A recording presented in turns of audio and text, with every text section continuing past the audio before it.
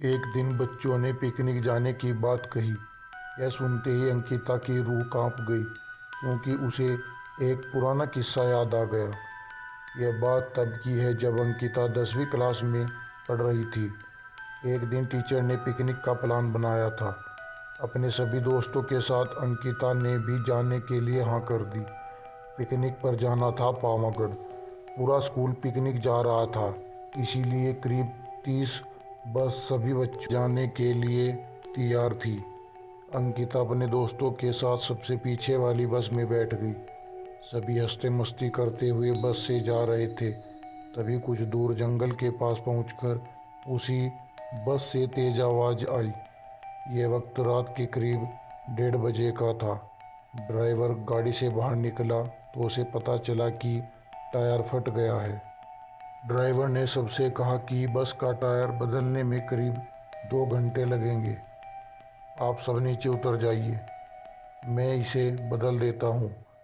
आप लोग पास के ढाबे में जा सकते हैं, वहाँ गरम गरम चाय पी लीजिए और मैं इस टायर को फटाफट बदलने की कोशिश करता हूँ। ड्राइवर की बात सुनकर सभी बस से उतर गए और पैदल चलते हुए पास के ढाबे में पहुँचे। वहाँ एक बूढ़ा व्यक्ति चाय बना रहा था। इतनी रात को ढाबा खुला हुआ और किसी इंसान को चाय बनाते देख सबको हैरानी हुई। उस बूढ़े इंसान ने कहा, आप सब चाय पी लीजिए, यहाँ अक्सर लोगों की गाड़ी खराब हो ही जाती है, इसीलिए मैं भी अपना ढाबा हरदम खुला रखता हूँ। आप जैसे राहगीरों को कुछ मदद हो जाती है। उनकी बात सुनकर सबने चाय का ऑर्डर दे दिया। उन्होंने कुछ देर में सबके लिए चाय बनाकर मेज पर रख दी। चाय पीते हुए अंकिता की आंखें एकदम ढाबे की छत की तरफ गई। वहाँ अंकिता ने एक औरत को सफ़ेद रंग की साड़ी में खुले बाल लहराते हुए देखा। कुछ देर बाद वह ज़ोर ज़ोर से हंसने लगी। भले ही हंसने की आवाज़ किसी को सुनाई नहीं दे रही थी, लेकिन अंकिता ने उसे मुंह खोल कर हंसते हुए देखा था। ये सब देखकर अंकिता ने डर के मारे आंखें नीचे झुका ली। कांपते हुए किसी तरह से अंकिता ने चाय दोबारा पीना शुरू ही किया था कि उसी वक्त ज़ोर ज़ोर से किसी के चिल्लाने की आवाज़ जंगल की ओर से आई।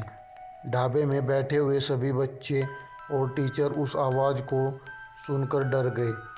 सबको डरा हुआ देखकर उस बूढ़े इंसान ने कहा कि मैं देख कर आता हूँ क्या हुआ है, आप लोग यहीं बैठे रहो। इतना कहकर वो आवाज़ की तरफ बढ़ गया। तभी एक लड़की को खून की उल्टी लगातार होने लगी।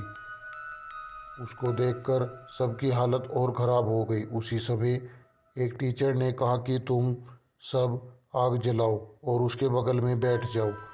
सबने मिलकर आग जलाई और गोल घेरा करके बैठ गए। टीचर ने सख्त लहजे में सबसे कह दिया है कि अकेले कोई नहीं जाएगा।